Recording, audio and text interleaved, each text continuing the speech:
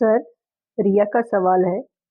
वह लिखती हैं कि मुझे किसी भी चीज़ में खुशी नहीं मिलती है। मुझे लगता है कि मैं जितना डिज़र्व करती हूँ, मुझे उसका कुछ नहीं मिलता है। इससे ओवरथिंकिंग होती है। फिर लगता है कुछ भी अच्छा नहीं हो रहा है। प्लीज़ आप मुझे गाइड करें। देखिए, डिप्रेशन ऐसी ही अवस्था है जिसमें आदमी को किसी भी चीज़ में खुशी नहीं मिलती है। किसी चीज़ में रस नहीं रह जाता है। कुछ भी अच्छा नहीं लगता है। ये पूरा जीवन ही बेकार लगता है। इसी को कहते हैं डिप्रेशन की अवस्था। मैं आपको एक उदाहरण बताता हूँ। मेरे पास एक लड़की आई थी। उसने बताया कि उसकी शादी तय हो गई थी। हॉल बुक हो गया था, सारी तैयारियां हो गई थी और एंड टाइम पर उसने शादी कैंसिल कर दी। उसने कहा कि सर, मेरे अंदर किसी भी तरह की फीलिंग नहीं आती थी, तो फिर मैं शादी करके क्या करती। तो ये जो अवस्था होती है, बहुत ही खतरनाक अवस्था होती है। इस अवस्था को पहली बात तो ये है कि आदमी खुद ठीक से समझ नहीं पाता है। घर वाले तो बिल्कुल भी समझ नहीं पाते हैं, क्योंकि आदमी ऊपर से ठीक लगता है। वो कभी अच्छा व्यवहार करता है, कभी उसका व्यवहार अच्छा नहीं होता है। तो कोई भी इस अवस्था को समझ नहीं पाता है। तो बेहतर यही है कि आप इस अवस्था से बाहर निकलिए। निकलने के जो रास्ते हैं, वो यही 3-4 रास्ते हैं जो मैं बताता आया हूँ। तो आपको योग ध्यान करना है। आप अपने शहर में कहीं भी किसी भी अच्छे केंद्र में जाकर योग ध्यान कर सकती हैं। यदि बहुत बड़ी कोई प्रॉब्लम नहीं है, बहुत बड़ा कोई मामला नहीं है, तो आप योग ध्यान से अपनी अवस्था से बाहर आ सकती हैं। आपने लिखा है कि आपको लगता है कि आप जितना डिज़र्व करती हैं, उतना आपको मिलता नहीं है।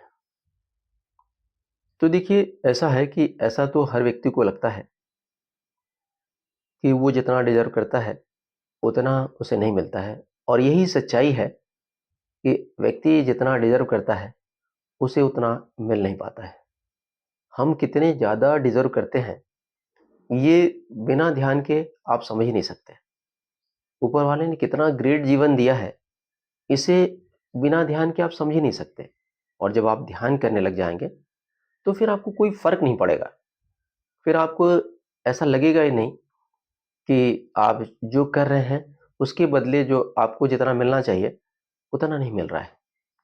मैं आपको अपना ही उदाहरण बताता हूँ। मैं एक न्यूज़पेपर में सब एडिटर के रूप में काम करता था और मेरा काम बहुत अच्छा था। मैं बहुत अच्छे से काम करता था। लेकिन मेरे जो सारे कलीग्स थे, उनको इंक्रीमेंट मिला, उनको प्रमोशन मिला। मुझे न तो इंक्रीमेंट मिला, ना प्रमोशन मिला। तो मैंने अपने से सवाल किया कि मैं क्या कर सकता हूँ? तो जो बाकी लोग करते हैं, क्या मैं वो कर सकता हूँ? बाकी लोग काम के अलावा जो चापलूसी करते हैं, जो राजनीति करते हैं, क्या मैं वो कर सकता हूँ? तो मेरे मन ने जवाब दिया कि मैं वो नहीं कर सकता हूँ। तो मैंने अपने आप से पूछा कि मैं क्या कर सकता हूँ? तो मेरे भीतर से एक जवाब आया कि मैं अच्छा काम कर सकता हूँ और मैं अच्छा काम करता रहूँ। जो मिलेगा उसे स्वीकार करूँगा, नहीं मिलेगा उसे भी स्वीकार करूँगा। तो देखिए, स्पिरिचुअलिज़्म क्या है?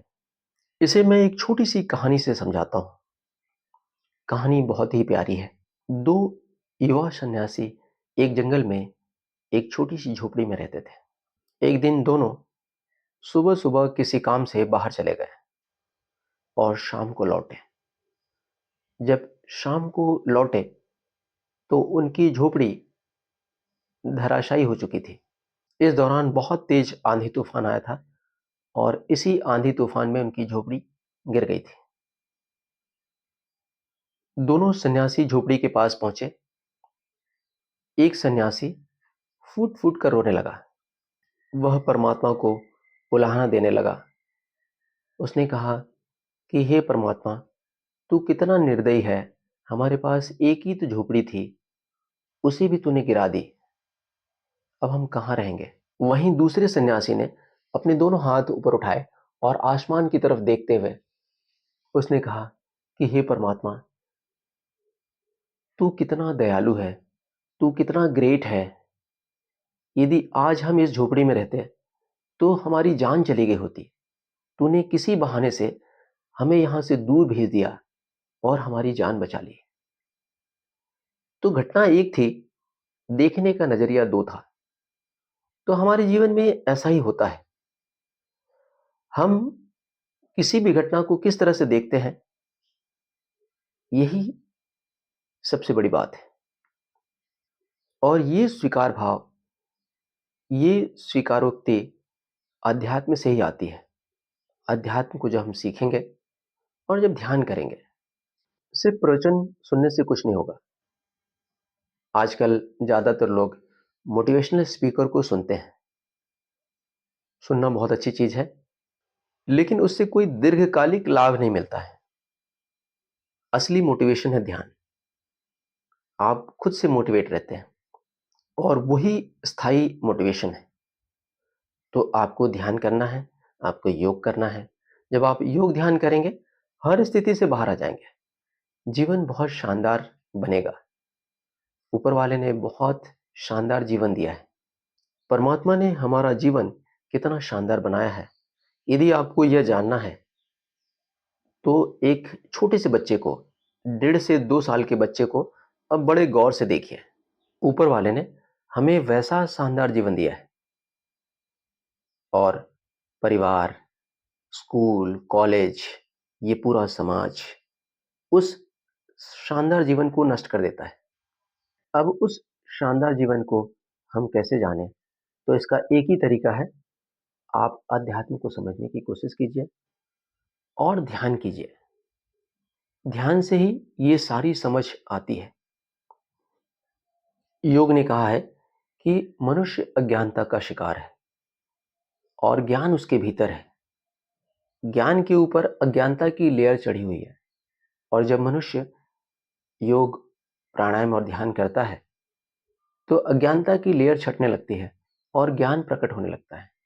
तो यही है सच्चाई। जब आप योग ध्यान करते हैं तो सारी समझ भीतर से आती है। जीवन की असली समझ योग ध्यान के बाद आती है।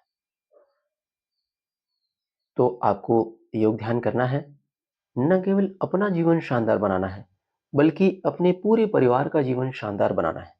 और जब पूरे परिवार के लोग योग और ध्यान करेंगे तो वाकई सबका जीवन शानदार बनता है।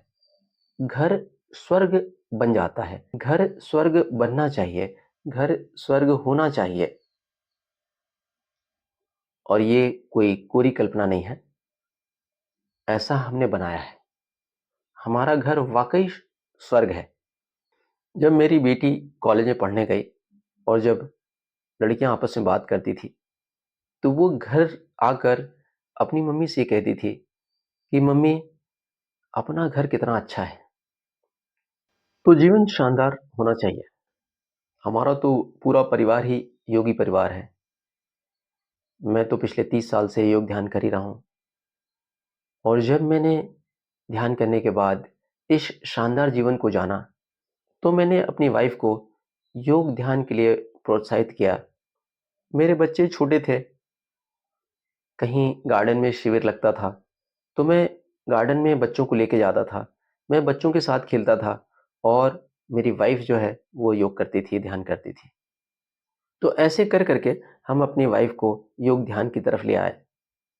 और जब हम दोनों योग ध्यान करते थे तो हमारे बच्चे भी इस तरफ आए। और मुझे बेहद खुशी है कि हमारे बच्चे भी योग ध्यान को समझ पाए। तो मैं आपको बताना चाहता हूं कि आज के दौर में दुनिया क्या कर रही है। एक ही तरफ भाग रही है और इसी वजह से सारी प्रॉब्लम आ रही है। आपको दो चीजें एक साथ करना है। एक तरफ शानदार जीवन जीने के लिए जरूरी है कि आपका करियर अच्छा हो, आप अच्छा खासा पैसा कमाएं। दूसरी तरफ आपको योग ध्यान करना है, अध्यात्म को समझना है। ये दोनों चीजें साथ साथ होना चाहिए। मेरे पास बहुत सारे लोग आते हैं, उनके पास बड़ी-बड़ी डिग्रियाँ हैं, अच्छा करियर है, लेकिन जीवन शानदार नहीं है। जबकि जीवन शानदार होना चाहिए। आपने इतनी मेहनत की, इतनी पढ़ाई-लिखाई की, इतना अच्छा करियर बनाया और इतना सब कुछ होने के बाद आपका जीवन तो शानदार होना ही चाहिए, कोई डाउट है ही नहीं। लेकिन ऐसा क्यों हो रहा है कि जीवन शानदार नहीं बन रहा है? तो जीवन उस समय तक शानदार नहीं बनेगा, जब तक कि आप ध्यान नहीं करेंगे। ये दूसरी चीज़ आपको जोड़ लेना है। आप धन का मज़ा ही उस समय ले पाएँगे, जब आप ध्यान करेंगे। बिना ध्यान के धन का कोई मज़ा नहीं है। तो आपको दोनों चीज़ें करना है। एक तरफ आपको अपना करियर बहुत अच्छा करना है, दूसरी तरफ आपको योग ध्यान करना है। इससे आपका जीवन बहुत शानदार बनेगा।